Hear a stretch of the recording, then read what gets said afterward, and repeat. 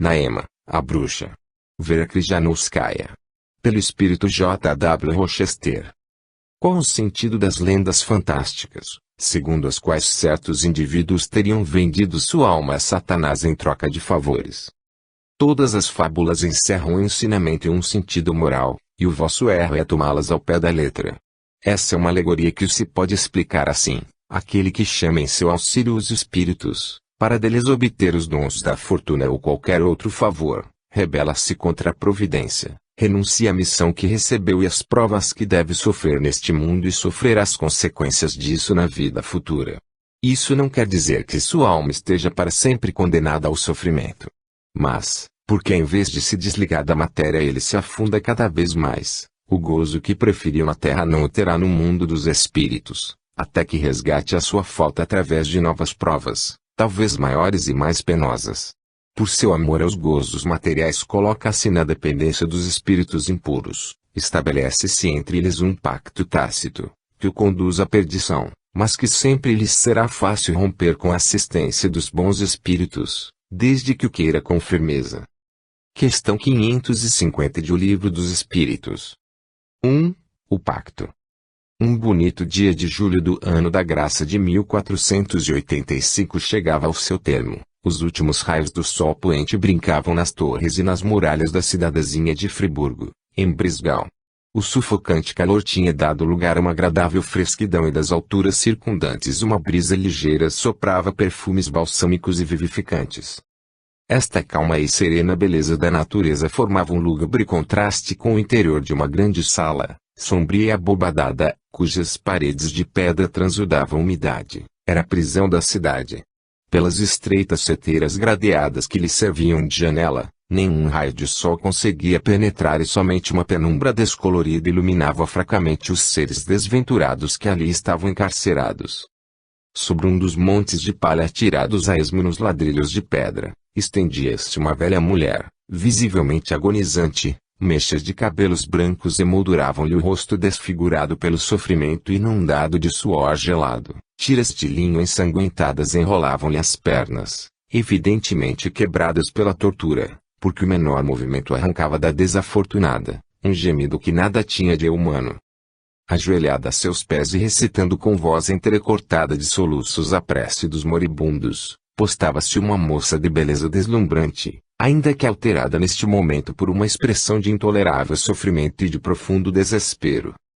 Alta e esbelta, ela podia ter 17 ou 18 anos, sua blusa de cambraia e saia curta de um tecido cinzento deixavam adivinhar suas formas admiráveis. Os traços do semblante eram de grande delicadeza, de uma regularidade clássica, e os cabelos de um louro dourado, que pendiam em desordem, envolviam-na como um véu, esparramando até pelos ladrilhos suas madeixas sedosas de uma incrível opulência. Ela também certamente fora submetida à tortura, porque suas pernas e seus braços nus estavam cobertos de manchas sanguinolentas e de queimaduras. Apertando convulsivamente contra o peito suas pequenas mãos juntas, ela orava a meia voz, inclinando-se ansiosamente sobre a moribunda, cada vez que esta fazia um movimento. Subitamente a velha reabriu os olhos e seu olhar apagado se voltou para a moça com uma indefinível expressão de amor e de sofrimento. Oh! Lori, Lori, se você pudesse como eu morrer antes do amanhecer! Murmurou ela. A estas palavras a moça estremeceu e com um surdo gemido enlaçou a pobre mulher, mas sob a dor atroz que lhe causou este brusco abraço, um grito lancinante escapou dos lábios da moribunda, um arrepio espasmódico sacudiu-lhe todo o corpo. Depois, de repente, a cabeça pendeu inerte, os olhos desmesuradamente abertos tornaram-se vítreos, os membros se enrijeceram. A morte, mais misericordiosa do que os homens, viera e com sua doce mão pusera fim aos sofrimentos da infortunada. Lori se arrojara bruscamente para trás, ao grito desferido pela velha mulher, mas, vendo que não tinha diante de si mais do que um cadáver, tomou-se de um acesso de louco desespero. Com gritos, imprecações, torrentes de lágrimas, ela se arrancava os cabelos, batia no peito, abraçava a morta, cobrindo-a de beijos, dando-lhe os nomes mais ternos. Porém esta superexcitação extinguiu-se tão pronto como veio. vencida pela dor moral e pelo insuportável sofrimento físico que seus movimentos desordenados ocasionavam a seu corpo torturado, prostrou-se na palha e ficou agachada, encostando-se à parede numa triste apatia. Nesta imobilidade, com o rosto lívido e descomposto, os olhos fechados, acreditar-se-ia que a moça estava morta, ou pelo menos desmaiada. Não era nada disso todavia, um torpor mudo e gélido imobilizava unicamente seus membros, o cérebro dolorido continuava a trabalhar e era a sua própria vida que a pobre Leonor revivia. Ela se revia menina, descuidada e feliz, na casinha tão limpa e tão confortável de seu pai, o velho Klaus Lebeling, que ocupava na jurisdição dos mercadores o cargo modesto de escrevente. Ela jamais conhecera sua mãe, mas a tia Brígida, irmã de seu pai, educara com os desvelos de mãe, estragando-a com mimos e cumulando-a de ternura. E entre esta doce e pia criatura e o pai que adorava, Lori crescera bela e inocente, como uma flor que se abre ao sol. A tia lhe ensinara a arte do bordado que ela mesma exercia, contudo bem depressa a aluna excedeu a mestra. Com a inspiração que somente um grande talento concede, os dedos de fada de Lori criavam verdadeiros quadros, nas bandeiras, faixas e adornos da igreja que ela bordava. Os fios de ouro e de seda pareciam animar-se sob sua mão e transformarem-se em flores vivas, ou em verdadeiras cabeças de querubins. Assim a fama da jovem bordadeira espalhara-se rapidamente, as encomendas apareceram numerosas da cidade e dos arredores, transformando num bem-estar quase luxuoso a modesta abastança da família. Klaus Lebeling orgulhava-se de sua filha, dos olhares de admiração que se fixavam nela, dos pretendentes que afluíam e entre os quais se achava até o filho de um rico negociante, que representava para a filha de um pobre e ínfimo escrevente, um partido tão brilhante quanto inesperado. Mas o coração de Leonor permanecia frio e ela recusara francamente o pedido do rico pretendente que, ferido em seu orgulho, retirara-se cheio de cólera e rancor. Depois, numa penosa claridade, surgia diante do olhar espiritual da moça, o dia feliz e funesto que lhe decidira o destino. Era o dia de Natal. Ela assistira à missa com Brígida e se preparava para deixar a velha catedral quando, junto à pia de água benta, percebeu um fidalgo ricamente vestido, cujos olhos se gravavam nela com admiração apaixonada. Era um bonito jovem, alto e delgado, cujas vestes justas, da época, faziam ressaltar-lhe as formas elegantes. De seu gorro de veludo, enfeitado com uma pena branca, escapavam-se espessos cabelos castanhos, e uma barba curta, ligeiramente frisada, enquadrava a parte inferior de seu rosto. A corrente de ouro no pescoço e a espada ao lado demonstravam que era um rico patrício, ou algum nobre senhor dos arredores. Com uma ligeira saudação ele ofereceu água benta à moça, que enrubesceu e baixou os olhos quando suas mãos se tocaram. Mas ela virou bastante e a lembrança do belo fidalgo a seguiu até em casa. O seu coração bateu novamente quando, vários dias depois, o mesmo elegante senhor apareceu na modesta casa de Klaus Lebeling e encomendou uma toalha de altar de riqueza excepcional e com desenho bastante complicado.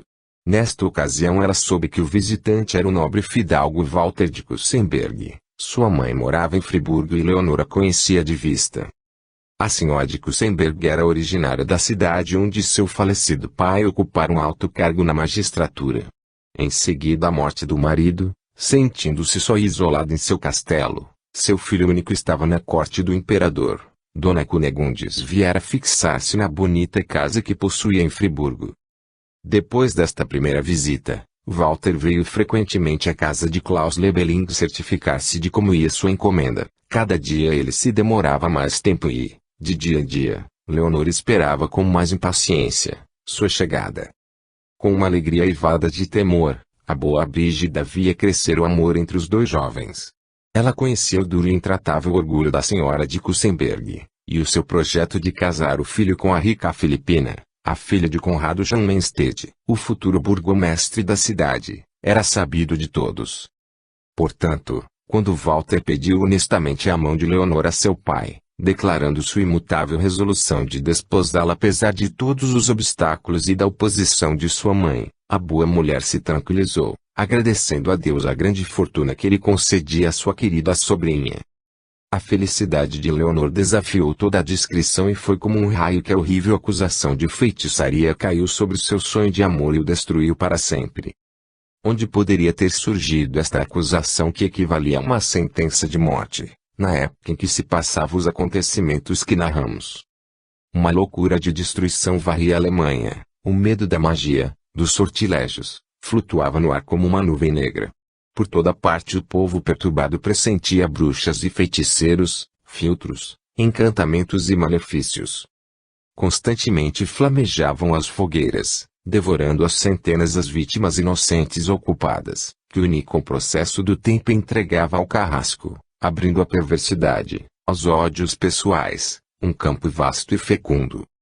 Inicialmente, um vaqueiro veio denunciar Brígida, acusando-a de lançar feitiços às vacas de seu rebanho, das quais ficaram doentes um número considerável, enquanto que as 3 vacas de Lebeling continuavam sãs. De manhã, no momento em que o velho Lebeling se preparava para ir ao seu serviço no magistério da justiça militar, toda a família foi presa e conduzida diante do juiz. Já uma segunda acusação viera agravar a situação dos acusados. Uma criada, despedida por falta de probidade, depois que Brígida e Leonor iam frequentemente ao sabá. Viras cozer um unguento que exalava um odor estranho e nauseabundo, surpreender a tia esfregando os braços e o estômago com a poção diabólica e sair voando pela janela. Quanto à moça, fora vista colhendo ervas nos campos, mágicas, no dizer da velha criada, por meio das quais, as 2 mulheres acusadas preparavam filtros de amor, de que tombaram vítimas primeiro o jovem Ruperto Schwarz, em seguida o fidalgo de Kussenberg. Citado como testemunha, Ruperto Schwarz declarou que, verdadeiramente, tinha bebido leite e também uma infusão de ervas amargas em casa dos Lebeling e que seu amor imoderado por Leonor só passou depois de uma peregrinação a Santa Odila. Semelhantes acusações, apoiadas por 3 testemunhas, eram mais do que suficientes para perder os infortunados Lebeling. Um medalhão encontrado no pescoço de Leonor e contendo cabelos de Walter, foi julgado uma prova esmagadora da malvadeza da moça. Debalde o fidalgo veio corajosamente declarar perante o tribunal que ele mesmo fizera presente do medalhão à sua noiva, e que a beleza e a virtude dela eram os únicos filtros que prenderam seu coração. O juiz ouviu o moço com um sorriso de compaixão. Com toda certeza o infeliz se achava ainda sob o poder do encantamento. O Martelo das Feiticeiras, terrível manual dos juízes, publicado pelo dominicano Sprenger, relatava fatos semelhantes e descobria todas as artimanhas do demônio. Leonor e Brígida foram submetidas à tortura. Elas ousavam negar o crime apesar das provas tão flagrantes, mas, graças a Deus, não faltavam meios para fazer calar os mais teimosos. Um arrepio de horror e de medo percorreu a epiderme da moça, quando ela relembrou as torturas sofridas em seu pudor virginal, abafadas contudo pelos sofrimentos sobre-humanos experimentados, enquanto a flagelavam, pinçavam-na com ferros rubros e submetiam-na ao suplício da estrapada. Meio ensandecida, ela reentrou na prisão, cujo carcereiro lhe anunciou brutalmente que seu covarde pai, fugindo de uma justa punição, enforcara-se de noite. Perdida em seu delírio desesperado, Leonor não prestava atenção ao que se passava ao seu redor. Toda sua alma se concentrava agora num único pensamento, cujo horror fazia eriçar-lhe os cabelos. Ela fora condenada à fogueira, a sentença devia ser executada na manhã seguinte e, por antecipação, ela sentia a atrocidade desta morte lenta, que Sprenger recomendava que se infligisse às feiticeiras. Leonor, repetimos, nem notara que mais 2 pessoas partilhavam sua prisão.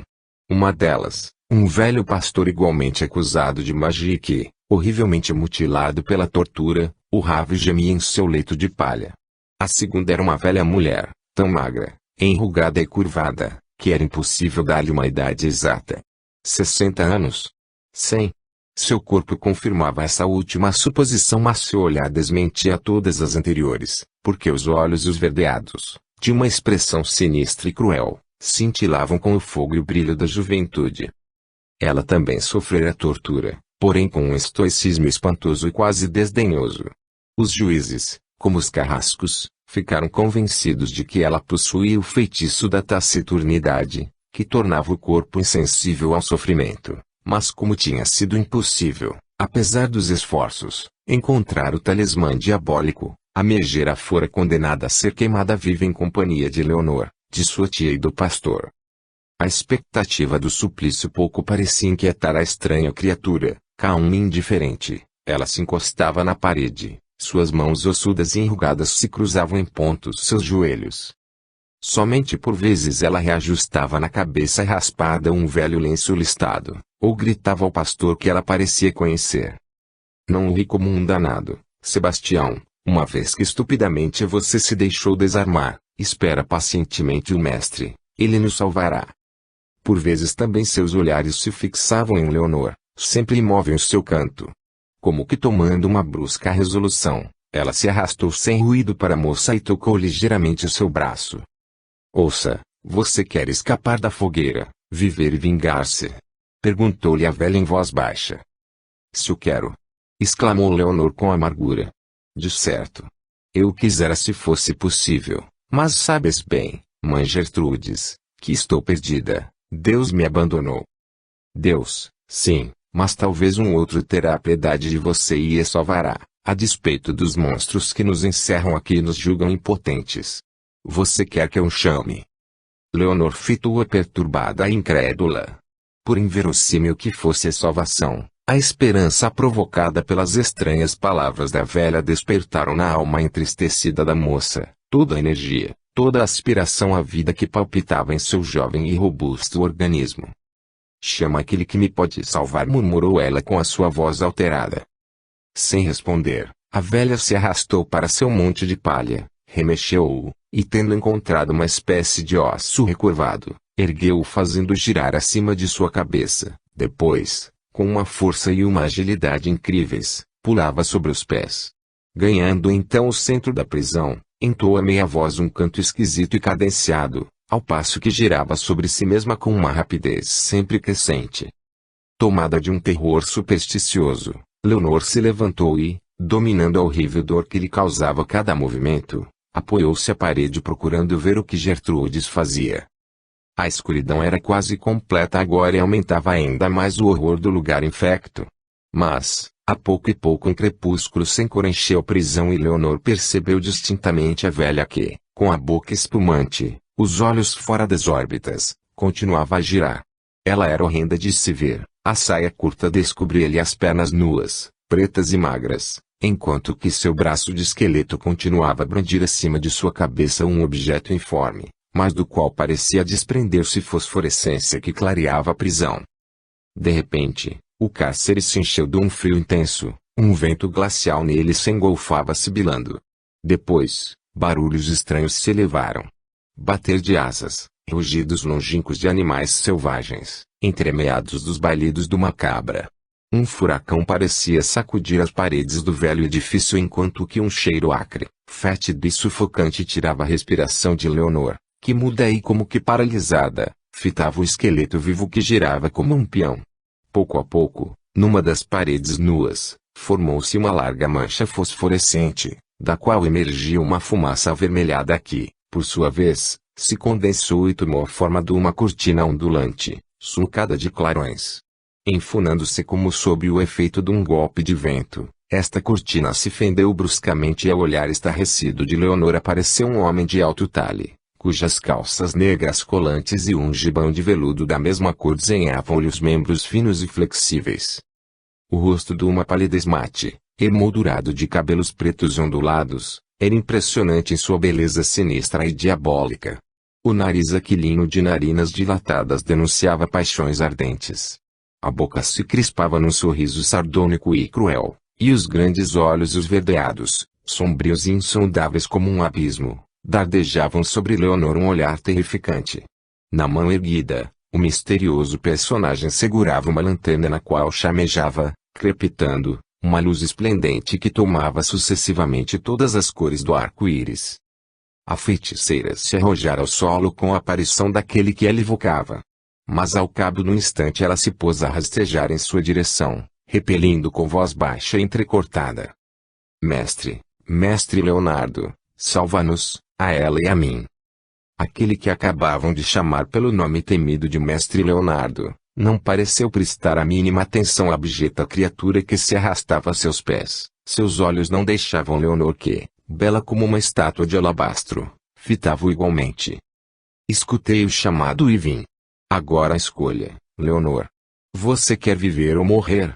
Perguntou-lhe o desconhecido com uma voz clara e metálica como o som de um sino. Não obstante o terror que lhe fazia fremir cada fibra, Leonor estendeu suas mãos juntas para o estranho visitante que parecia dispor do direito de perdoar e com a voz entrecortada. Viver, eu quero viver, clamou ela. Um sorriso de escarninho e cínico aflorou os lábios do desconhecido. Você quer viver? Para um ser tão jovem, tão belo, o desejo é natural. Mas, minha querida, neste mundo tudo se vende e se compra, e a vida é um bem muito precioso para ser concedido gratuitamente. Qual o preço que você exige de mim? Não possuo nada, balbuciou Leonor tremendo. Oh! Você é muito modesta. Mas em resumo, eis a minha resposta. Não se pode servir a dois senhores ao mesmo tempo. Se quiser minha proteção, rompe com o passado. Com um movimento rápido e brusco, ele descalçou seu pé esquerdo e, com horror, Leonor viu no fundo do sapato de ponta comprida uma cruz de marfim e uma hóstia. Esmague, renegue, pise estes símbolos que você adorou, continuou o mestre Leonardo, atirando nos ladrilhos os símbolos sagrados, que um visco avermelhado parecia envolver. Por um instante Leonor ficou petrificada de terror. Renegar Deus e o misericordioso Jesus, cometer o sacrilégio de calcar aos pés a cruz?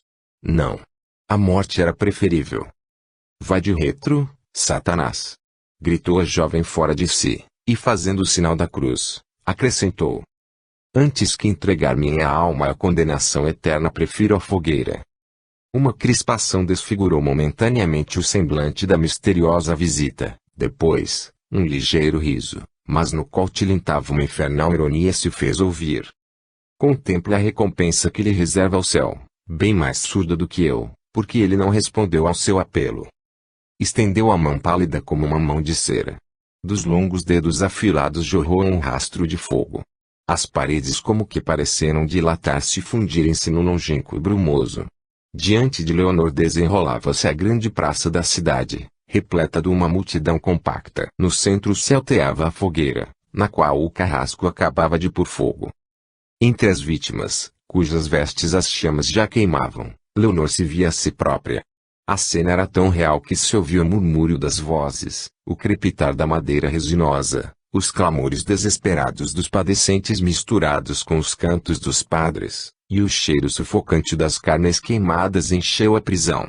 Os cabelos de Leonor se eriçaram, acreditava sentir as chamas morderem-lhe a carne.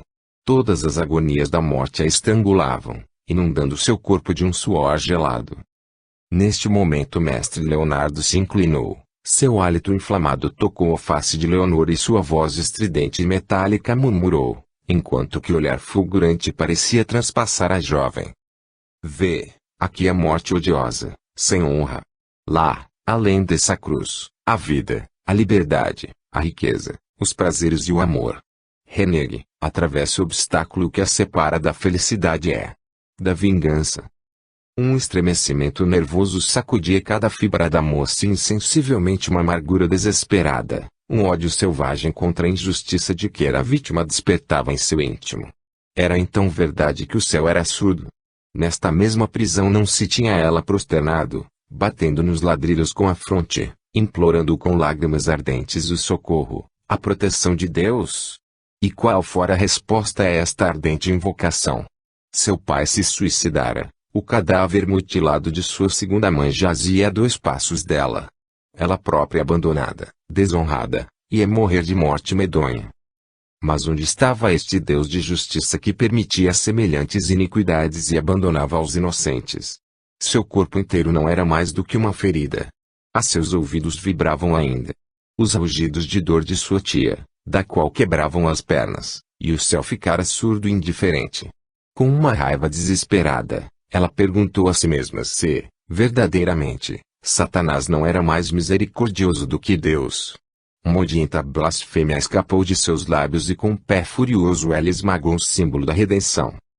No mesmo instante ela se sentiu erguida pelo braço flexível do desconhecido, cujos lábios abrasantes se colaram aos seus. Leonor não protestou. Ela estava no fim ponto de suas forças, a cabeça girava e, aniquilada, caiu nos braços do homem terrível e misterioso. Mestre, mestre, não me esqueças! Gritou neste momento a velha com voz clemente. Mestre Leonardo, pois tal era o nome do terrível desconhecido, tirou do bolso uma bola negra, que jogou à feiticeira. Amanhã escaparás, ele respondeu, mas sua voz parecia já ressoar ao longe. Em um quarto do primeiro andar de uma bonita e rica casa construída no canto da grande praça, mantinha-se um belo homem jovem, cujo semblante pálido e desfeito, os olhos vermelhos, demonstravam uma profunda dor. Walter de Kusenberg, pois era ele, não tinha pregado os olhos toda a noite. 1000 projetos, mais aventureiros uns do que outros, se tinham entrechocado em seu cérebro e, por momentos, a convicção de sua impotência para salvar sua inocente noiva como que lhe tirava a razão. Extenuado, acabou por se atirar numa poltrona e com a cabeça entre as mãos ensaiava orar. Os rumores da multidão que se aglomeravam na praça para ver o suplício, vieram ferir o coração do pobre Walter como um golpe de punhal.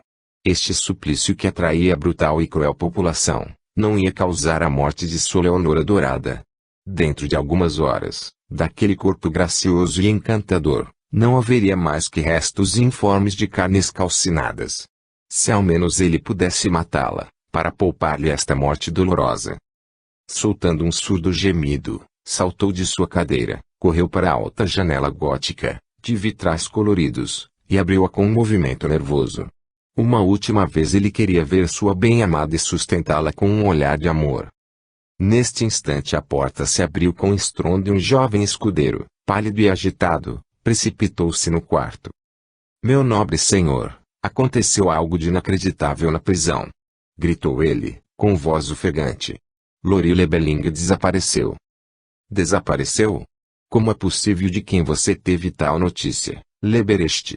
Perguntou o fidalgo pálido de emoção. Tive a do Sulpício, o ajudante do carcereiro.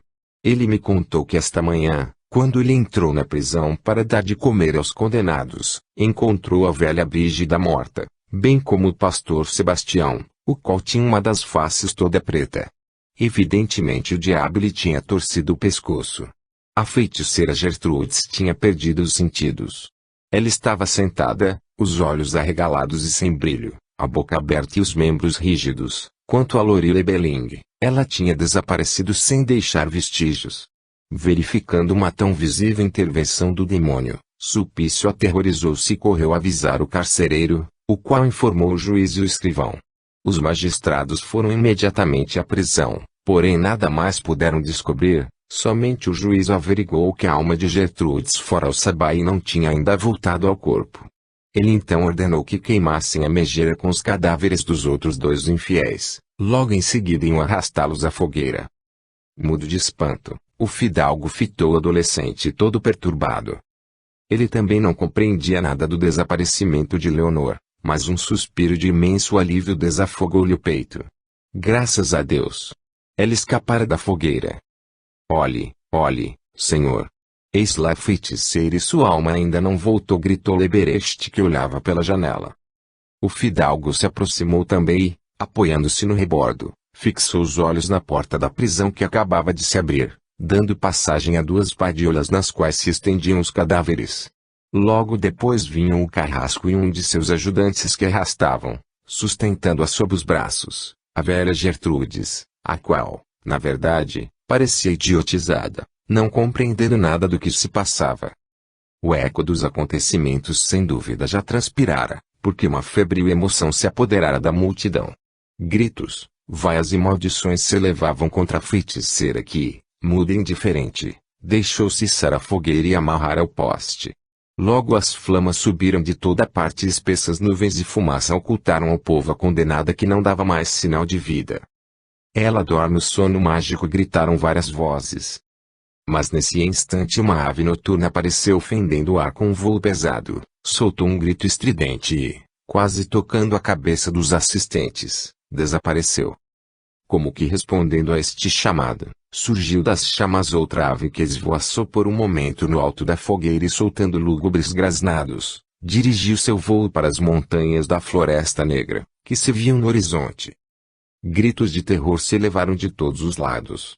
Ninguém duvidava ter visto fugir a alma da feiticeira e que Satanás viera buscá-la, e num piscar de olhos o povo se dispersou, correndo em todas as direções. 2. A evocação materializada. Quando Leonor reabriu os olhos, viu-se deitada num leito acortinado de pesados brocados, vestida com uma ampla veste de lã branca e sob uma leve coberta de seda púrpura. A jovem não se lembrava dos acontecimentos passados e com profundo espanto examinou o lugar desconhecido onde se achava. Era um quarto de tamanho médio, luxuosamente mobiliado. As mesas e as cadeiras eram de ébano esculpido. Um grande espelho de Veneza pendia da parede e pesados reposteiros de veludo escondiam as portas, bem como uma estreita janela gótica, através de cujos vitrais coloridos filtrava-se raios de sol.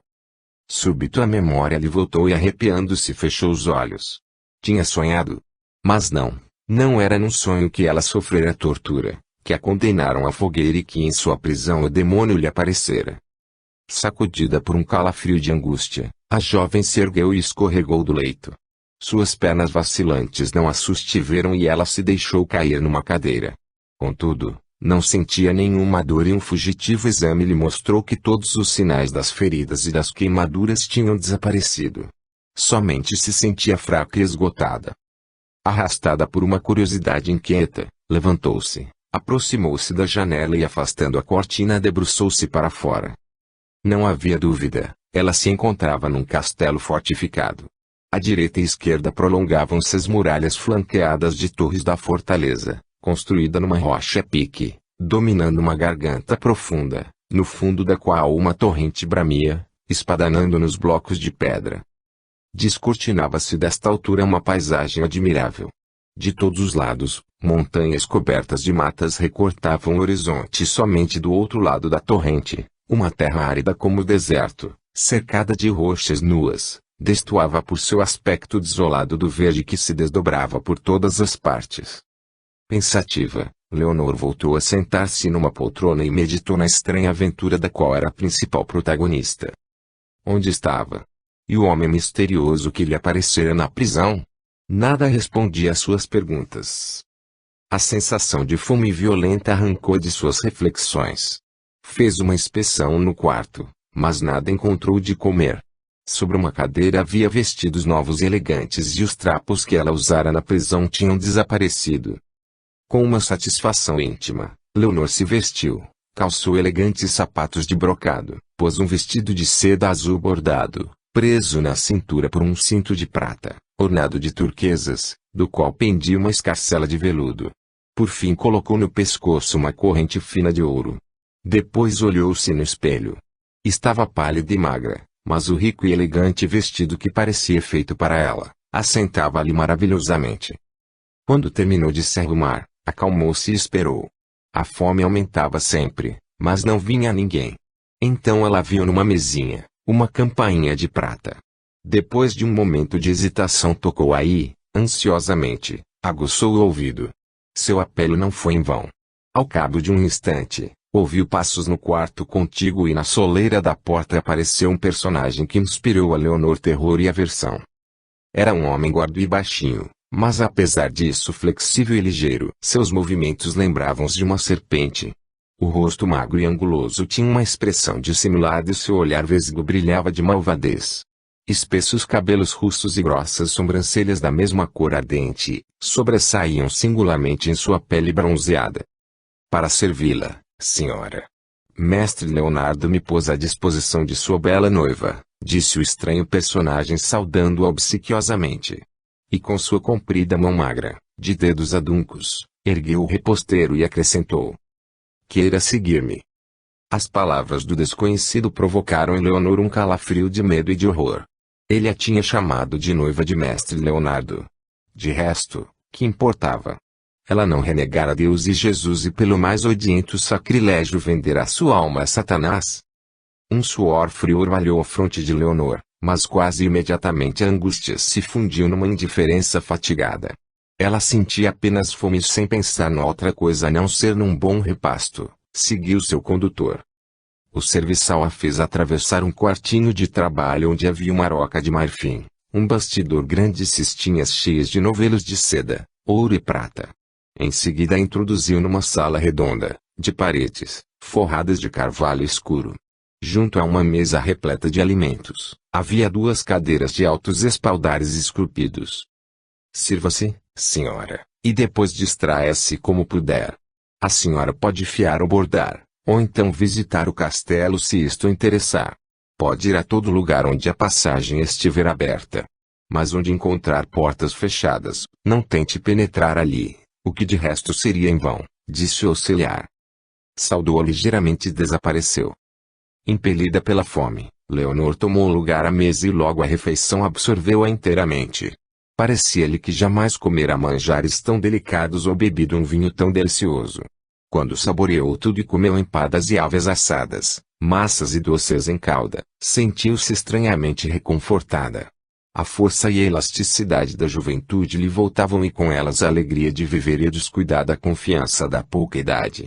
O lúgubre passado, as torturas morais e físicas que ela padecera, apagavam-se. O sol que brilhava lá fora, o ar quente e puro que entrava pela janela aberta, tentavam-na. Aspirou o ar com delícia e resolveu aproveitar-se da permissão do estranho personagem e visitar o castelo. Atravessou muitos quartos ricamente mobiliados, depois 3 vastas salas, cuja serventia ela não saberia explicar, e no fim de um longo corredor descobriu uma escada por onde subiu e que a levou a uma das torres. Lá havia um balcão do alto do qual pôde ver uma outra parte do interior e do exterior da fortaleza. Verificou que de um lado, um largo fosso cheio d'água costeava as muralhas. Uma ponte levadiça erguida e mais longe uma porta na muralha que dava para um caminho estreito. Este caminho em zigue-zague serpenteava entre as rochas, conduzindo ao fundo da garganta. No interior do castelo, percebeu um pátio pavimentado, no centro do qual via-se um poço com a abertura de pedra e uma corrente para puxar água. Mais longe, separadas do pátio por um muro, viam-se as árvores copadas de um jardim. Leonor desceu orientando-se como pôde. Acabou por descobrir o pátio e o poço que ela tinha visto do alto. Num canto havia uma portinha meio aberta que dava para um jardim pequeno, mas cheio de luxuriante vegetação e flores magníficas. Sob uma gruta formada de rosas e de madressilvas, havia um banco de musgo. Leonor sentou-se nele e pensou. Com espanto notou que o castelo parecia vazio. Em nenhuma parte, ela encontrara um ser vivo. Apesar da ordem que reinava em tudo, o vasto edifício estava mudo e deserto como uma casa abandonada. Um pungente sentimento de angústia e de solidão tomou conta da moça. Ela estava então só no mundo. Seu pai, sua tia estavam mortos. Walter, perdido para sempre pela força das circunstâncias, ela se achava à mercê do homem temível que chamavam de Mestre Leonardo e que a ligarasse por um espantoso sacrilégio. Lágrimas jorraram dos olhos de Leonor. Amargura, desespero, sede de vingança, tudo lutava em seu íntimo. Se ela pudesse saber quem inspirara seus 2 miseráveis denunciadores o pensamento de lançar contra sua inocente família, a infame e mentirosa acusação de feitiçaria que a perdera e a separara de Walter. Súbito ela foi tomada de sonolência e da estranha indiferença que já experimentara. Suas lágrimas secaram e suas pálpebras se fecharam. Incapaz de se erguer, estendeu-se no banco de musgo. Um agradável torpor invadiu, seguindo-se um profundo sono. Dormiu por muito tempo, sem dúvida, porque quando acordou, o crepúsculo caía e a brisa da tarde, fresca e perfumada, agitava a folhagem. Leonor se ergueu e quase imediatamente percebeu o personagem que vira de manhã, o qual se aproximava rapidamente. Venha, senhora, mestre Leonardo a chama, disse ele, com voz obsequiosa e desagradável. Apesar do estremecimento nervoso que a sacudia toda, Leonor se levantou prontamente e de cabeça baixa seguiu seu condutor. O que ia dizer o mestre terrível ao qual ela se entregara de corpo e alma? Flexível e ligeiro como um gato, escorregando sem barulho pelos degraus da escada, o homenzinho conduziu a moça a uma parte do castelo que ela não visitara. Fê-la atravessar muitos corredores iluminados por lampiões suspensos do teto e enfim parou diante de uma porta grande de madeira preta, na qual estavam esculpidos e pintados de vermelho sinais cabalísticos. No centro, frente a frente um do outro, uma serpente e um dragão. Antes mesmo que alguém a tocasse, a porta se abriu por si mesma sem ruído e os dois penetraram numa antecâmara clareada por duas janelas. Fique aqui e espere que o mestre a chame, disse o serviçal em voz baixa. Seja prudente e sobretudo obediente. Ele, o poderoso que tudo pode, não suporta que se lhe resista. Ficando só, Leonor sentou-se numa cadeira e esperou. Seu coração batia rapidamente e um frio glacial invadia seus membros. Os minutos que se escoavam, pareciam-lhe horas. A obscuridade aumentava rapidamente e o crepúsculo dava um aspecto lúgubre a todos os objetos mergulhados na sombra. As poltronas, as arcas, tudo tomava dimensões fantásticas. Alguma coisa aterrorizante, como o que flutuava no ar, e o medo de Leonor atingiu seu apogeu quando, no quarto contíguo, uma voz sonora e metálica se pronunciou. Entre, Leonor, e não trema assim. Eu apenas lhe desejo o bem. Apesar do medo que lhe inspirava a mestre Leonardo, o som de uma voz humana naquele terrificante silêncio, foi para a moça uma libertação. Ela se levantou rapidamente e se dirigiu para uma porta que acabava de se abrir, através de cujas cortinas, filtrava-se um raio de intensa luz. Leonor logo se achou numa sala vasta e comprida que, evidentemente, era um laboratório de alquimista. As paredes, forradas de carvalho escurecido pelo tempo, sustentavam numerosas prateleiras carregadas de alfarrábios, de manuscritos, de pacotes de ervas secas e de caixas de todos os tamanhos. Muitos armários estavam cheios de frascos, de ânforas, e de saquinhos multicores. Nas mesas se amontoavam tubos, alambiques e instrumentos esquisitos para fins desconhecidos. No fundo, havia um fogão grande e não longe dele, ao pé da parede, erguia-se uma espécie de tenda de estofo preto, cujos lados ocultavam o que ela continha. No meio do quarto, num púlpito esculpido, havia um objeto redondo, espécie de espelho metálico cuja superfície irradiava todas as cores do arco-íris, meio coberto por uma cortina de pano escuro. Os olhares curiosos de Leonor corriam por esses objetos estranhos e desconhecidos, mas ela não tinha tempo de se entregar a um exame atento, porque toda a sua atenção se concentrava no senhor daquele lugar. Era mesmo misterioso visitante da prisão, somente que neste momento lhe parecia menos espantoso. Sentado numa poltrona de espaldar alto, diante de uma mesa sobrecarregada de livros, ele se apoiava com os cotovelos. 8 velas de cera fixadas em 2 candelabros de ouro iluminavam fortemente suas vestes negras, simples, mas ricas, e seu rosto pálido, característico, abria-se neste instante num sorriso benévolo. Aproxime-se, Leonor. Por que você treme e abaixa os olhos? Você tem medo de mim? Todavia não lhe fiz mal nenhum e até salvei de uma morte odiosa. Sente-se lá, indicou-lhe um banco dobradiço, bebe isto e sossega. Você treme porque não compreende e julga ter caído no inferno. Mas eu lhe asseguro que um inferno como o que você pensa não existe. Ele tirou da mesa uma taça cheia de um líquido vermelho e a estendeu a Leonor, que a esvaziou docilmente. Uma calor vivificante percorreu suas veias, sentiu-se mais calma e não vacilou quando os grandes olhos esverdeados do mestre Leonardo fitaram os seus com um olhar perscrutador. Este sorriu e se levantou. Neste instante, seu talhe alto e delgado, a sinistra beleza de seu rosto, agradaram a moça e o terror que lhe havia inspirado se dissipou. Agora escute atentamente o que lhe vou dizer, é seu futuro que você vai decidir. E o que espero, você deve fazê-lo de sua plena vontade, disse mestre Leonardo com um tom sério. Você tem medo porque julga ter ofendido e renegado seu ideal, mas não tem razão, porque o seu Deus é inexorável e impotente contra o mal, que é o Senhor do mundo. Lance um olhar ao seu redor. Por toda parte, o bem esmagado, ridicularizado, desprezado, e sucumbe sem que o céu tome o partido do justo.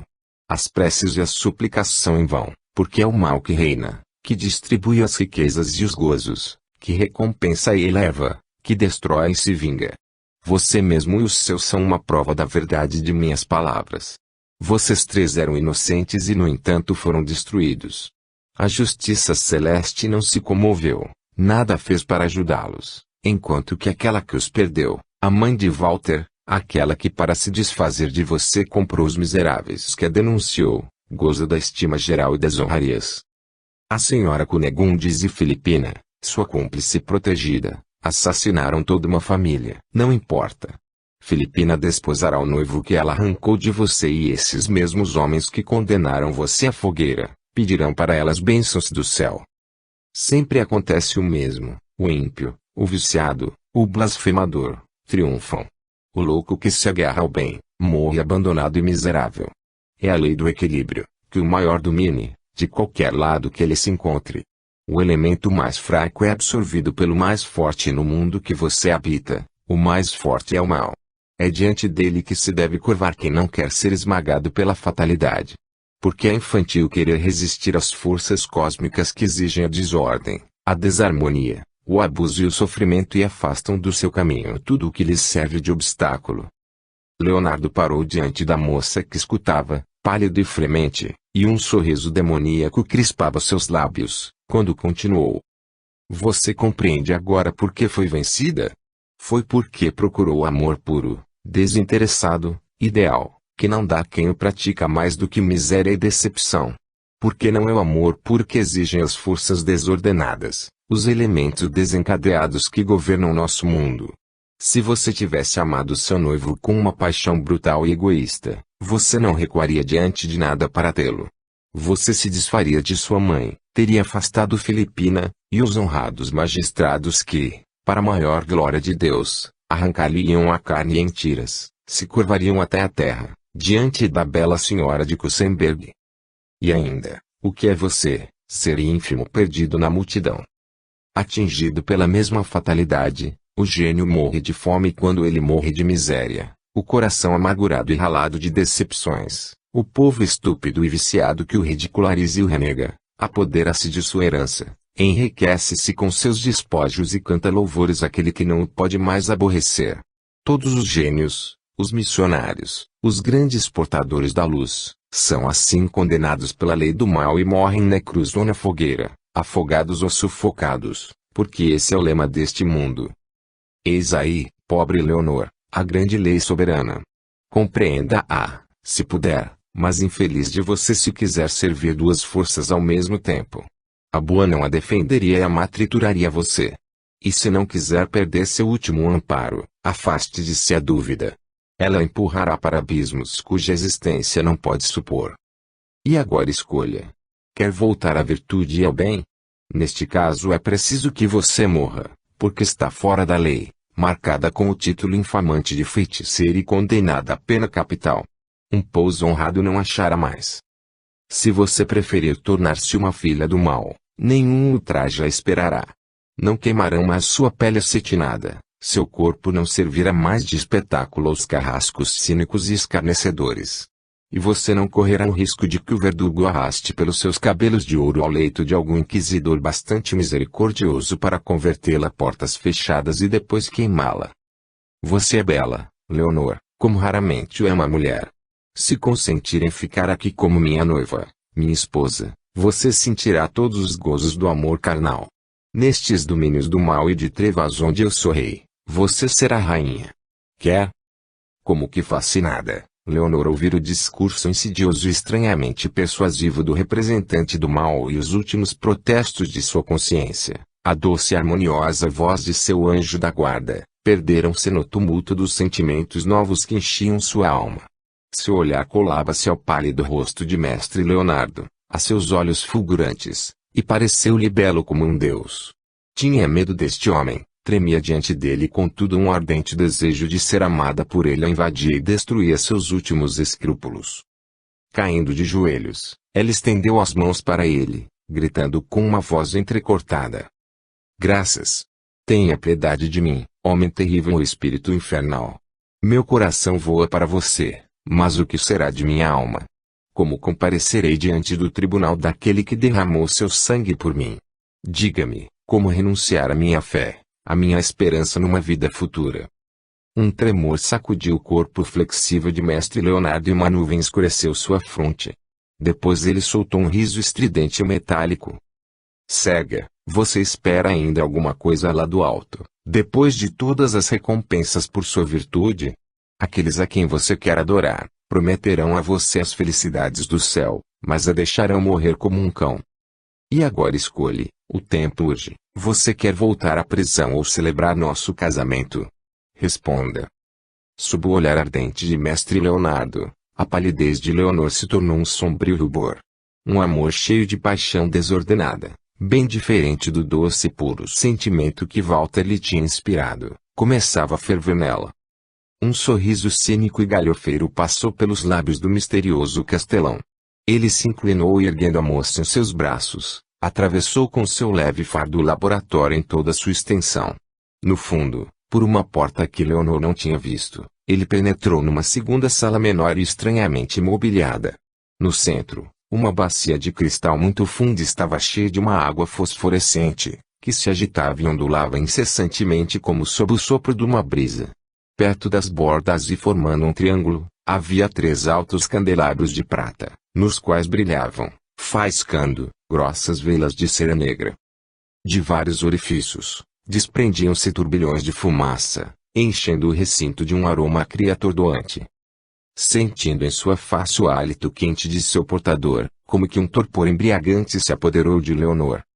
Ela não fez nenhuma resistência quando o mestre Leonardo, tendo-a posto no chão, se pôs a despi-la rapidamente, nem mesmo observando que sob os dedos do estranho personagem, suas roupas pareciam fundir-se, destacar-se por si mesmas e escorregar para o chão.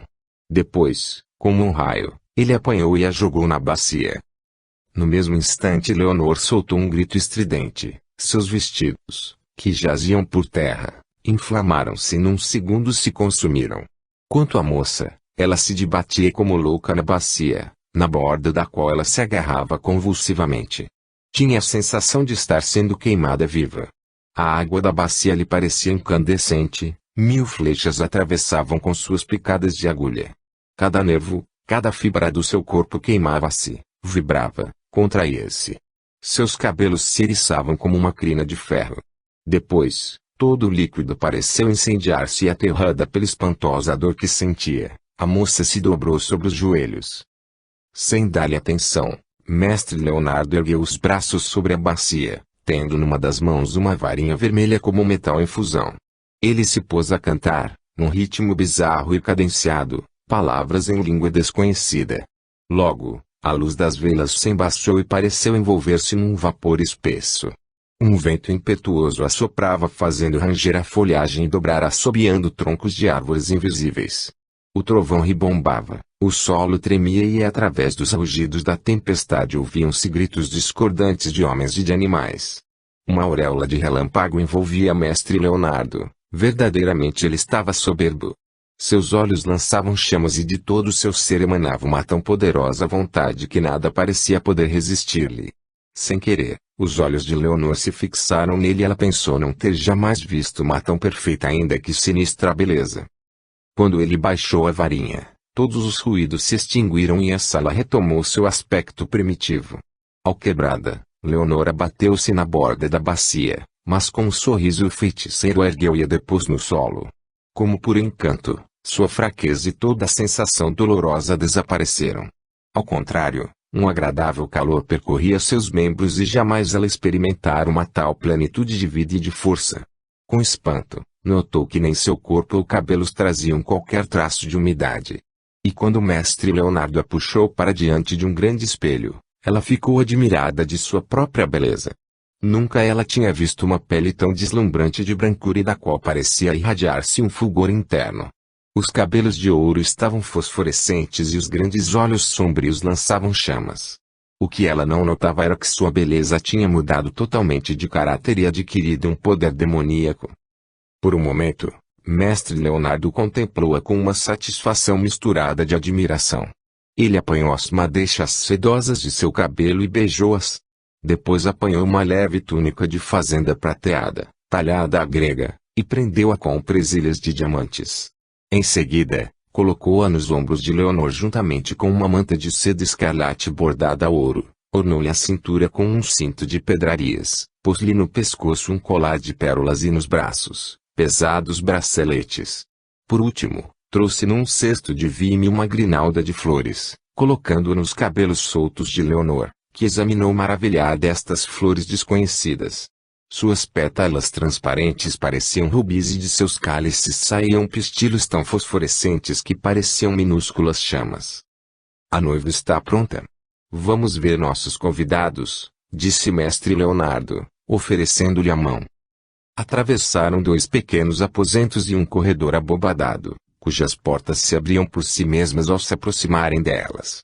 Em seguida, entraram em uma das vastas salas que Leonor tinha visto de manhã, sem saber explicar para que serviam. Agora, a sala estava cheia de gente, mas Leonor muito se espantou de ver reunidas pessoas de todas as condições, damas nobres e camponesas, burguesas e plebeus. Senhoras trajadas de veludo se misturavam amigavelmente com campanhos de vestes grosseiras e faces endurecidas. Toda a turba aclamou o castelão e sua damas freneticamente, quando lhe apresentou como sua noiva.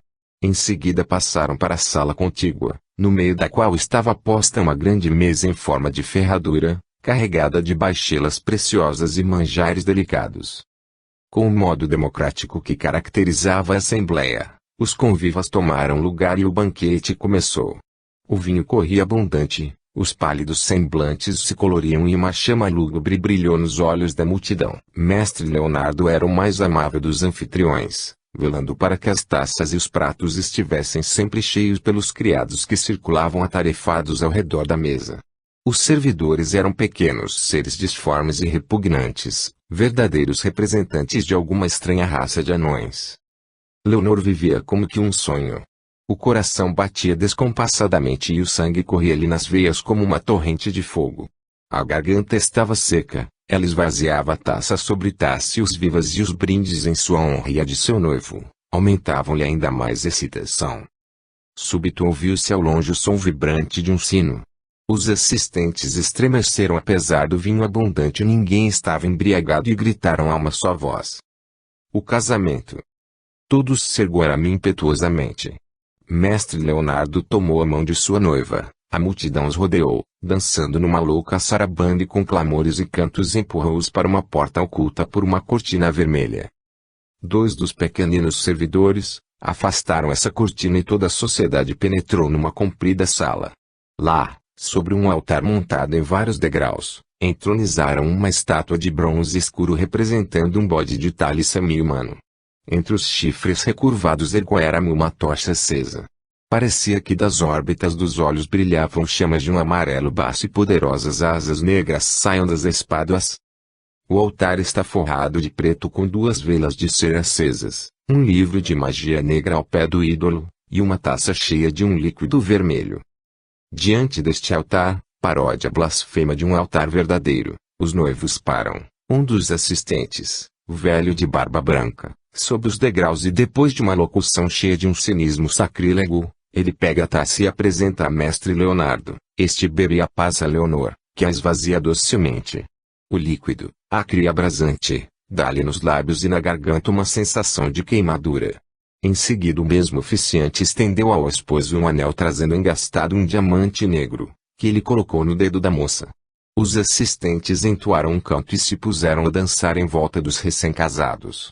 Esta sarabanda desenfreada degenerou logo uma espantosa orgia, todos os demônios do inferno pareciam ter encontro marcado. Mas é preferível estendermos uma cortina sobre essas torpezas.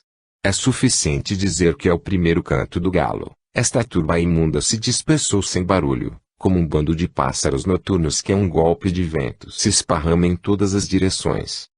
Leonor acordou tarde e achando-se no quarto que ocupara na véspera, perguntou a si própria se não fora um horrível pesadelo que a atormentara durante o sono. Mas não foram um sonho as horrendas lembranças que lhe voltavam confusamente. O diamante negro que brilhava em seu dedo lá estava para prová-lo. Com medo e curiosidade, ela examinou o anel com a pedra preciosa que lançava brilhos multicores e trazia gravada no centro uma minúscula cabeça de bode.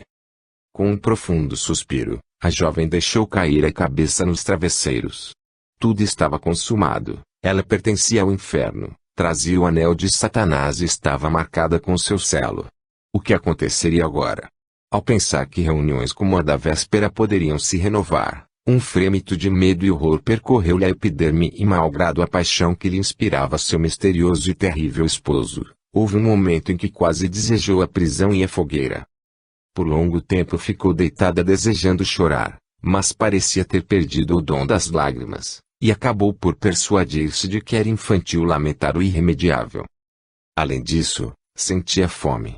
Levantou-se, vestiu um roupão e desta vez ela mesma encontrou a sala das refeições onde estava servido um excelente almoço. Leonor